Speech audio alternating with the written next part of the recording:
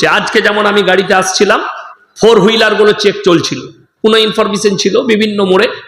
আমার গাড়িটা আটকিয়েছিল ওমরপুরের কাছে। যখন আমাকে দেখলো, বলে আপনি চলে যান, আমি বেরিয়ে এলাম। বাকি আরো গাড়িগুলো সব আটকিয়ে রেখেছি। তো সেখানে হিন্দু মুসলিম সব ধর্মের ছেলে আছে। সেখানকার বড়বাবু ভিডিও চালু করেছে, সবাই নিজের নিজের ব্যাগগুলো টেবিলে, আর দেখাও কি কি আছে, সবাই দেখাচ্ছে। সেখানে একটা বাইকে 2টো মুসলিম ছেলে ছিল, বাইকটা অ্যাপাচি বাইক ছিল, টিভিএস এর অ্যাপাচি বাইক।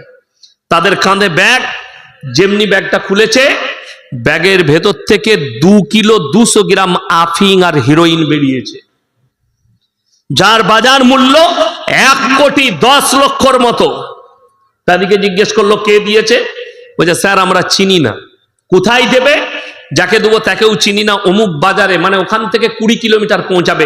তোমাদিকে কত টাকা দিবে? ওরা 5 লাখ না 7 লাখ টাকা বললো দিবে।